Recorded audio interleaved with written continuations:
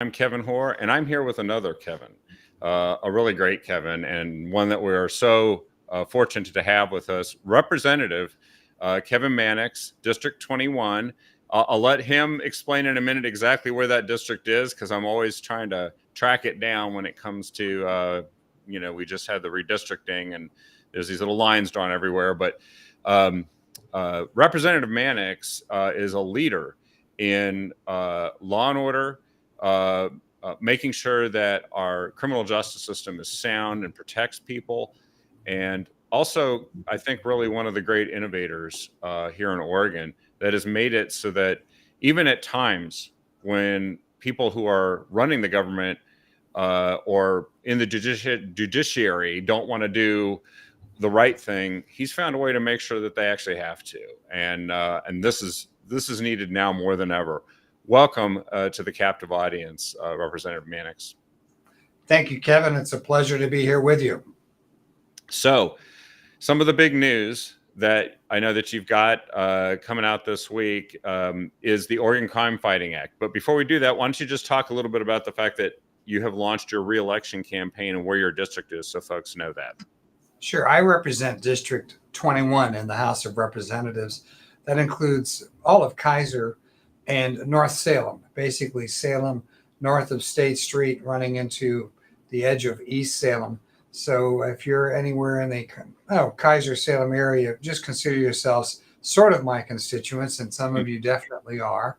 And I also always emphasize to folks, while I represent my constituents and I worry about their concerns, I'm a state representative and I pay attention to statewide issues of statewide concern that our legislature gets to address. And I try to make sure that we are paying attention to the needs of Oregonians around the state as we take a look at legislation.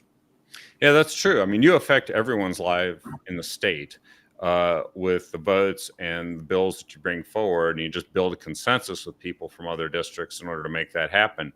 And of course, I think 2022, it was a strongly challenged race. You prevailed. And of course, it does help at times to be an incumbent, but people should actually know how they can get involved with and support your campaign. The website is mannixfororegon.com. Is that correct? Yes. And our campaign address, if people, well, I'm always glad to receive contributions. Mannix for Oregon, 2009 State Street, Salem, Oregon, 97301. And by the way, individuals, companies, businesses can all contribute. And since this is a state legislative race, there is no limitation on contributions. And we can receive contributions through January. We have to go off air as far as contributions go for February and half of March, because we will be back for a short session, and we're not allowed to accept any contributions during the session. But as of now, I'm glad to receive contributions, and we are ramping up my campaign for reelection. I'm in a district that has a Democratic plurality, meaning there are more Democrats than Republicans. And we also have got a lot of non-affiliated voters. So it's my job to be paying attention to all of that constituency and reaching out. And I am running for nomination to again be the Republican candidate. Once elected, I am the state representative for the entire district. And I try to remind people that that's the way I approach being in office, even though I have perhaps a more conservative philosophy than some of my Democratic colleagues. Well, and that's something that I think has been a hallmark of your involvement with state government in all the decades that you've been engaged in it. And so this is something that is desperately needed. It's pretty clear the state legislature doesn't always seem to get things done, and people don't always seem to find a meeting of minds, but you're one of the folks that's working towards that. And I know that a lot of folks really appreciate that. Well, thank you. And I love to tell people I've been away from the legislature until January of this year for 22 years. I last served in January 2001. And then having been elected to return to the legislature, I'm now back as of January 2023. And I'm, of course, be looking to get renominated next May and I hope reelected next November. But in terms of the approach I take to this office, I always like to say, in terms of what's happened this last session, my biggest victory was to get a break from the death tax or estate tax Mm. for family-owned farms and family-owned woodlands and family-owned fishing businesses so that they will be able to pass their family-owned business on to family members upon death. And right now, the usual exemption from the estate tax is only $1 million. And when you've got a lot of land or fishing boats or property that's in woodlands, you've got this capital investment. That doesn't mean you have the cash to pay the tax. Yeah. And it's been really hurting. Well, there are no farms, and there are no commercial fisheries, and there are no woodlands in my district, but it's a statewide issue that's important. For instance, there are 32,000 farms in the state, and 97% of them are family owned. So in this past session, I convinced, of course, my fellow Republicans who really don't like the death tax, but many Democrats, enough to pass the bill through the Senate and the House and get the governor to sign it, that if we want to protect family owned farms and woodlands and to have that heritage carried on, we need to give them enough of a break from the estate tax. Now, long term, I'd like to get rid of that entire tax, but at least for the typical family farm, which is 432 acres, mom and dad will be able to pass it on to the kids and they can carry on farming. And by the way, they do need to keep it in the family for at least 5 years after death. I don't want to get too technical about it, but my point is I reached out to Democrats in the House and the Senate and pointed out if you're looking for good stewards of the environment, we want families to own these small woodlands and farms. They will take good care of them and they understand the Oregon heritage. And many Democrats agreed. And so we were able to get that legislation through. And then I talked to the governor about responding to her concerns about rural Oregon. And I said, well, this is rural Oregon. And she signed the bill. It's now in effect. And I'm really pleased that we can see some continuity for farming and woodlands that are in family hands in Oregon. Now, I know that's not the main topic of our discussion today, but it's an example of how we can get things done if we engage in dialogue with our colleagues in the House and the Senate. Yeah, I've always heard the saying that politics is the art of the possible, and that when you can find a meeting of the minds, because there are interests that cross that party divide, a lot of things can be accomplished. And I also think we eat fish, we eat things that come from farms. So you don't even have to have that in your district, and you should be concerned. And then when we hear, hey, let's buy local when we buy food. Well, you don't really get that if all these farms have to be liquidated in order for the assets to be passed on to future generations, or they get bought up by corporate farming, which a lot of people say they don't want more of that.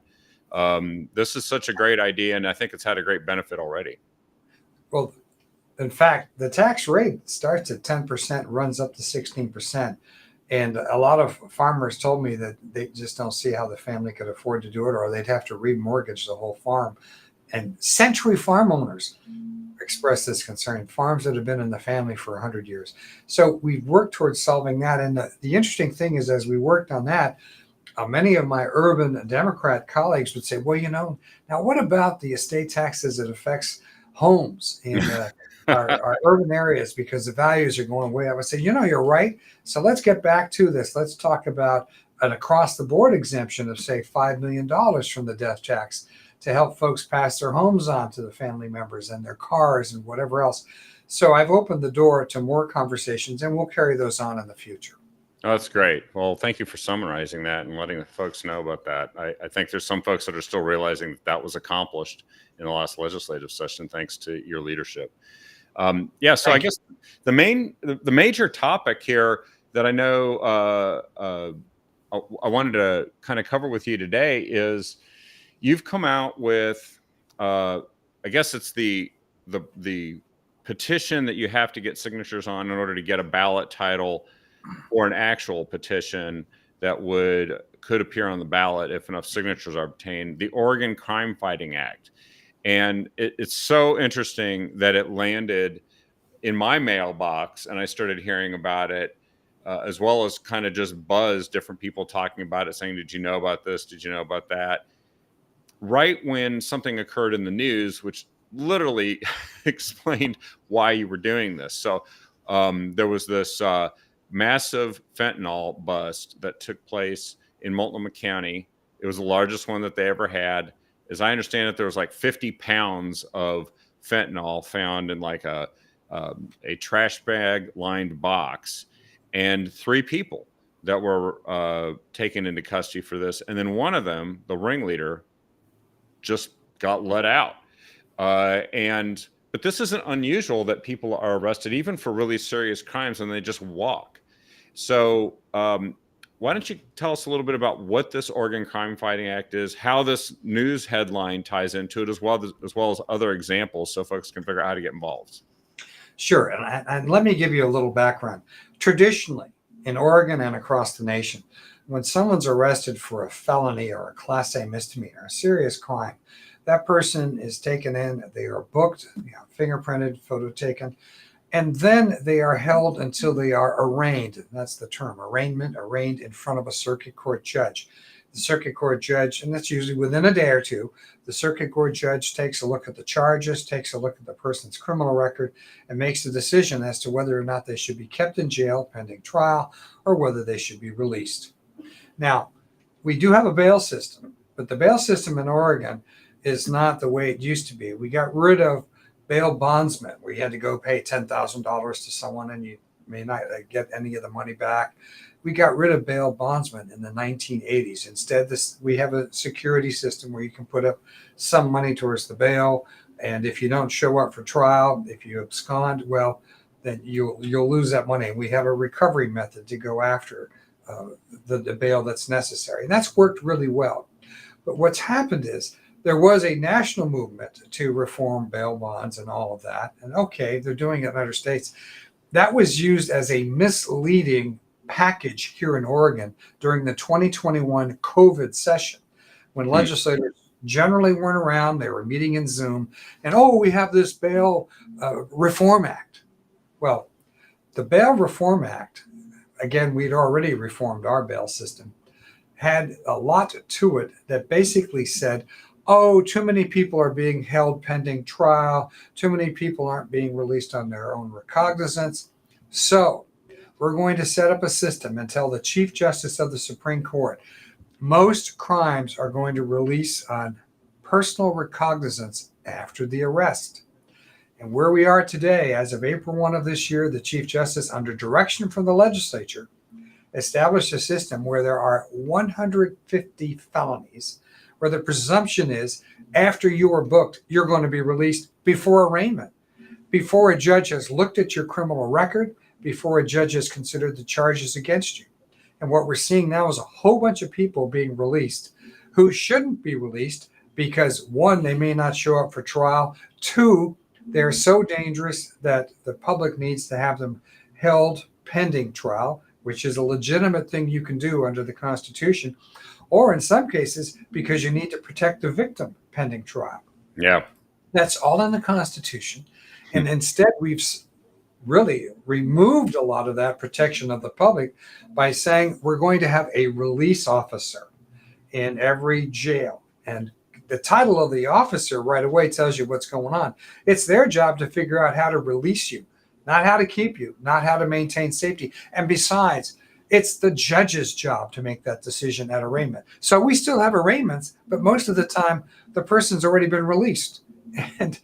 And we've, without going into too much, there's an example where there's the Willamette Queen sternwheeler here in Salem that was tied up at the city park, and a guy allegedly untied it so it went downriver and hit the bridge. Fortunately, it did not do structural damage. He did this in the middle of the night. He was arrested. Now, I'll say the alleged defendant was arrested, and this was on a Sunday night, and he was promptly released.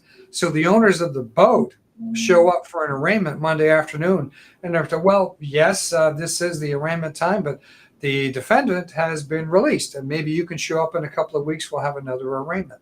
This is crazy. And now you've pointed out we have the largest drug bust in Oregon history. Enough fentanyl in that bust to kill thousands of people. And the ringleader gets released because the process at the time is so sloppy and quick. Well, he's just being charged with a drug crime. It's not a violent personal crime. Of course, we know how violent it will be if people take that fentanyl. Yeah. So he gets released. Now, by the way, he did get caught later on. He's been brought back in, and now he's going to be held, much to the embarrassment of public safety people, because he just slipped right through the system. This is happening every day in every county in the state. Now, why would I go initiative rather than go to the legislature? I had a similar experience when I did Measure 11. I found that it's going to cost the state some money to hold violent criminals for mandatory minimum prison sentences, and not enough legislators were willing to do it. So I put it on the ballot. 66% of the voters say violent criminals do get mandatory minimum prison sentences with no early release. And it has worked as to violent crime. It's still in effect. With this, I realized we need to say that people have to be held until a judge reviews whether or not they should stay pending trial. And then you do have a right to demand a speedy trial, a 60-day demand. So you can demand that. But we need to have the judges, again, looking at the person's background and the charges to see whether it's safe to release them. And that's where the system has failed. And this initiative is going to cost the state some money, because I've put in the provision. We know the counties are short of funds. It's hard for them to finance their jails. The state, under this measure, will have to pay the cost of incarceration up to arraignment. And if the person is held until trial, up until trial. And then if they get sent to prison, well, the state will take care of them in prison. If they're kept in county jail, well, then the county will keep them in the county jail and pay for it after trial. The whole point was it's going to cost money. We have the resources in the state to do it. The money needs to be paid to the counties to be able to do this. So I'm aware of all of that. And I'm also aware this is the kind of stuff that would prevent the legislature from addressing this comprehensively. If you ask legislators, I think they're going to say, well, yes, we should hold people pending arraignment. And yes, dangerous people, allegedly dangerous people, people who've committed serious crimes ought to be held pending trial. And yes, let's make sure they have their speedy trial, provide them with a defense attorney and all of that. Oh, but who's going to pay for it? And they're likely to say, well, let's make the counties pay for it. The counties can't afford it because the property tax limitations do hurt them financially. I know I'm giving you a speech on this, but we've evaluated all the factors and came around to no, this is an important public safety measure and the state should pay for it. So we've built that into this initiative. Now, we need to gather the signatures to put it on the ballot in November. The signature deadline is July, but first we have to submit some signatures to get what's called a ballot title from the Attorney General. And then we get a final petition form for the rest of the signatures. Yep. As we go through this process, it's my job to let everybody know the Oregon Crime Fighting Act is out there. We've created a PAC for it, Oregon Crime Fighting PAC. And this is a citizen way of saying we're tired of seeing this loosey-goosey justice system let people loose. And when I say let people loose, technically they're always alleged criminals. They haven't been convicted of that crime. But there are a lot of people who've got a heavy criminal history that can be released. This drug dealer, the fentanyl dealer, did have other warrants out, still got released in the loosey-goosey system. I want to mention something else about all of this, too, as we go through this. Please understand that we are very good about due process and protection of the rights of the defendant. But what about the rights of the victim? And what about the rights of society to be protected? You've been one of the champions of fighting for crime victims. I have been. In fact, I authored the crime victims protection amendments that are in the Oregon Constitution that the voters passed in 1999. And with that sensitivity, I'm looking at this as an important way to make sure that people know that they will be held accountable. And they're going to be brought in front of a judge. And some of them are going to be held pending trial. And some of the felonies where the release would occur, riot, hey, you've been in a riot, you've been arrested. Oh, we're going to release you right away. Motor vehicle theft, you just stole Joe's car. Well, we're going to release you right away. And by the way, the alleged thief then gets the idea, hey, how many times can I get away with this in the future before I really am held accountable? Yeah. Burglary in the second degree, which is burglary of a business. theft in the first degree, the identity theft. Your identity is stolen. We catch the alleged perpetrator, and the person is set free right away. This, and I've provided a list of some of these out of the 150 felonies where we're saying you get a free ride. You don't even have to go in front of the judge. So I think it's extraordinarily bad. It was snuck through in the 2021 session. They did it with a delayed, sort of like a delayed time bomb. The time bomb has gone off this year in 2023 with these new standards out there. And now we need to snuff out that time bomb with a vote of the people in November 2024. And I think that as the voters get to know this, they're going to support this petition. We'll get it on the ballot. And in the meantime, we'll just keep working at it. Well, it seems like, so we're in the middle of a crime wave, particularly in some of our major cities. There's a lot of reasons for it, but it seems to be really the unhappy coincidence. Well, I don't even know the word coincidence is right, that this ticking time bomb that you just mentioned that's finally gone off landed right at the same time that we've got this crime wave. And then also, isn't it true that of the crimes that are committed, a pretty high percentage are recidivists? Like they're committed by the same people over and over, as opposed to like only across the whole thing. So like if you release these folks and the message to them is go out and do it again because we're just going to let you go, you get a lot more crime. So this could actually be connected with the crime wave, right? Let me give you an example of a crime wave factor. I'm a member of St. Joseph's Church, the Catholic Church here in Salem. And a fellow, I'll say allegedly, torched the church, arson. I remember, yeah. And the church is still not usable. It won't be probably for many more months as they have to rebuild the entire interior of the church. So they caught the alleged perpetrator. The alleged, and I say alleged because I'm being lawyerly, and they've got darn good evidence. Yeah. The alleged perpetrator had a record of 138 arrests and 40 convictions for a variety of crimes over the years. Now, the first question is why we didn't hold him more accountable on some of those earlier crimes. But let's take a look at what happened here. Fortunately, in this terrible situation, there was a priest in the rectory at night, and there was at least one person in the chapel praying at night. So people were in the building. And that meant this charge was arson in the first degree because people were in the building. Yeah. Because it's arson in the first degree, that is a Measure 11 crime with a mandatory minimum prison sentence based on my Measure 11. Because of that, they did hold this perpetrator, and the perpetrator still being held pending trial. If this had been a building with no one inside, it would have been arson in the second degree, and that person would have been released.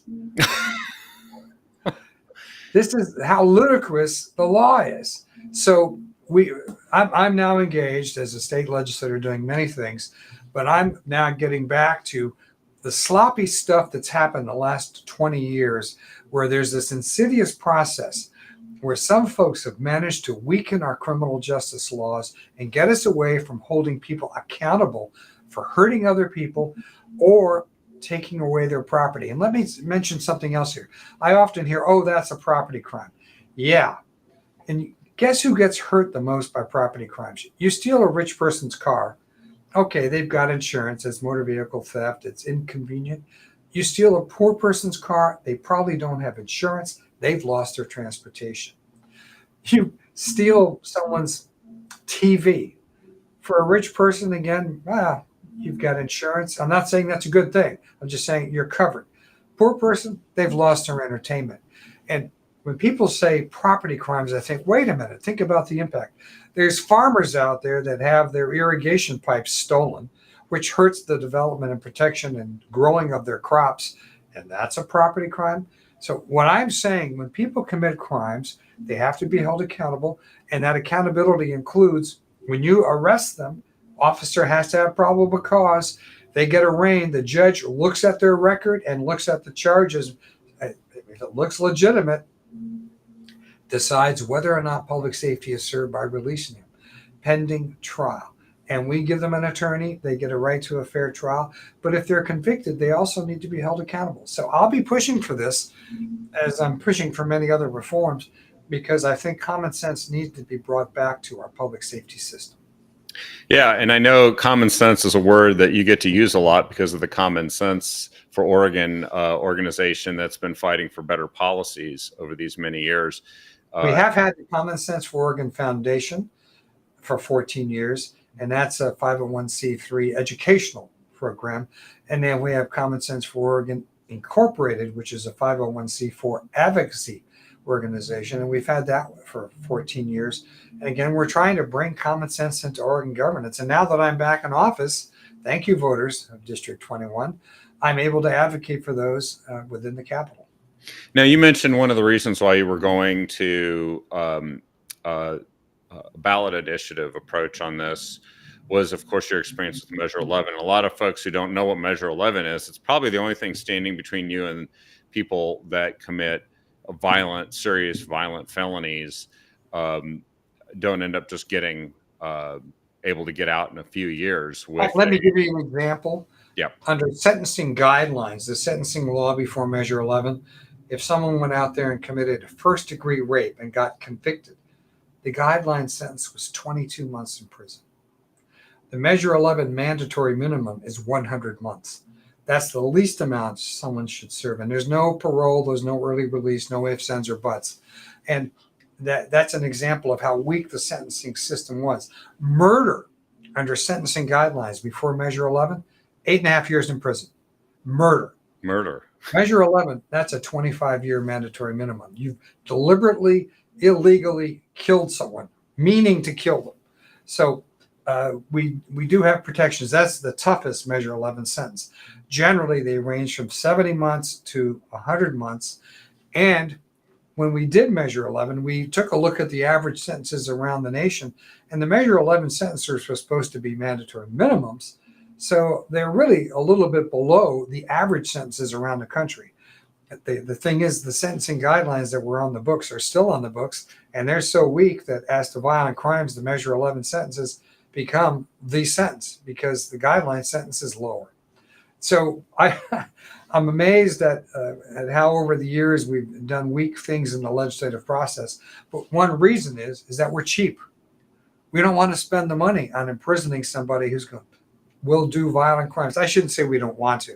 Let's just say somehow in the budgetary process, it gets short shrift. Yeah. Kate Brown closed 2 state prisons. And in the middle of a crime wave. Yeah. And she also released over 1,000 felons under her commutation power that she has under the Constitution.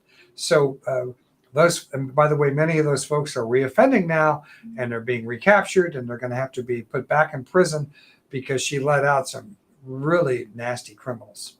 Yeah, a lot of people blame COVID for the crime wave, but actually this is where it was the government aided and abetted the whole thing. Now, 1,000 people, felons, released from state prison early by Kate Brown. Just keep that in mind, folks. So this, taking this to the ballot box for folks not only takes it straight to the people and sends a message, because I think people all believe that public safety, if you have competing budget priorities, public safety should be at the top of the list. If they can't deliver that, then there's a lot of other stuff that you're just not going to care about that the government's doing, even if it's good, because it's not safe. But also, I noticed that you tried to bring this bill to the legislature, House Bill 2135. It didn't even get a hearing. So when the government is deciding specifically not to listen to something like this, common sense, this is when you take it to the people, right? In fact, that's what happened with Measure 11. 2 sessions in a row, I was very successful getting a lot of legislation passed. I couldn't get 1 day added to the sentencing guideline sentences. I couldn't even get a bill out of committee because a combination of politicians who are too weak or too cheap meant that we didn't do the job. I went to the voters, 66% yes. And by the way, 6 years later, there was an effort to repeal Measure 11. 74% of the voters said no. And Measure 11 is still in effect because the voters approved it. Now, with House Bill 2135, I couldn't get a hearing in front of the House Judiciary Committee, not even a hearing. So we did do what's called a bill pull. I moved on the House floor to pull the bill out of committee so we could debate it on the House floor. And some of my Democrat colleagues got a little nervous. This is what's called a procedural vote. All 25 Republicans voted yes. 5 Democrats voted yes, which is 30, but we needed 31 votes. Yeah. We didn't get our 31st vote. And I'm going to be reminding some folks that some of those Democrats who voted no on that need to be held accountable. Why did you not bring this bill to the House floor? But that told me the political landscape I'm dealing with. And let's take it to the voters. Let the voters decide if they think that someone who has stolen your identity and gets arrested, whether they should be held at least a couple of days for a judge to evaluate their background, or someone who's stolen your car, or broke into your business, or was out rioting. Now, of course, these are all alleged offenses, but to arrest, you have to have probable cause to believe they did it. The judge can make sure that there's at least probable cause, and yes, they get to defend later. But darn it, have a judge look at it. Have a judge look at what the person is charged with and look at their criminal record to get a sense of, hey, yeah, this person has never done anything again, or before, or look at the person's record, and that enhances your concern about public safety and whether or not they ought to be released. So how can whether or not they'll show up for trial, if you're releasing them. Yeah, if they're a flight risk, which we got a lot of those right now too. If folks want to get want to be able to support your efforts with the Oregon Crime Fighting Act, what can they do? What would be the best way? Well, we do have the Mannix for Oregon, my own website and an email address. Right now, in the short run, we've already sent out startup petitions, but we're only allowed to gather up to 2,000 signatures for the startup. If you got one from me by email or you got one in the mail, please do fill it out and send it in. But if we get, this is the irony of the initiative process, if we get too many signatures, we get on the ballot. We get the ballot title, and then we can get the rest of the signatures. But if we get too many, they don't get counted. So right now, I'm not asking anyone else to run out and get a petition and fill it out, because we could only turn in up to 2,000 and no less than 1,000. It's crazy. Now, we'll reform the initiative process. I was going to say, fix that Once one I later. get a ballot title, we go out and we get 150,000 signatures. But if you would like to support this now, send us an email. And I've got the Mannix. I'm trying to remember what other several email addresses. You can email me at my law firm, Kevin@MannixLawFirm.com, just like it sounds, Kevin@MannixLawFirm.com, and just say, hey, when you're able to circulate petitions, I'd like to help, or I'd like to volunteer in other ways, or I'd like to donate, send me some information. People can email me, and that's at my law firm. I still have a law practice. We're a citizen legislature, and I'd be happy to respond, and we'll go from there. I don't know if we have time for this, but I wanted to ask you if you could just quickly mention about the committee that you're involved with looking at Measure 110. Would you have a minute or so just to explain what that's about? Measure 110 was passed by the voters. The small print in Measure 110 was, by the way, we're legalizing all street drugs. Only state in the nation to do it. Big problem there, because law enforcement can't do anything about people using drugs in public, even next to a playground. So that element of it needs to be reformed, and how the money is collected and spent. The voters said, let's take the marijuana tax dollars and use them for drug rehabilitation. I buy that. That's what the voters want. We need to implement it properly. But we do have a committee that's taking a look at how we modify Measure 110 to respect the will of the voters about using the money effectively for drug rehabilitation. But at the same time, how do we reestablish the power of law enforcement to intervene when someone's out there using drugs in front of kids, in a park, wherever? Because right now, all they can do is hand them a $100 citation, like a parking ticket, and walk away. We need to return the power to law enforcement to intervene in those situations. And I think in Portland, they literally can't, the governor just concluded as part of this task force that they want to ban public use of these drugs, but actually the state law might be the way. Yeah. Great idea. But so we need to reestablish the capacity of communities to take action about street drugs. But we also need to change the state law and just say this is illegal, and an officer, and the way the system ought to work, the officer encounters someone using a street drug, say, all right, this is illegal. I'm going to arrest you and take you to jail. But we've set up instead a treatment program where you'll be inpatient treatment, and I can take you there instead, but you have to go there and you have to stay in that program.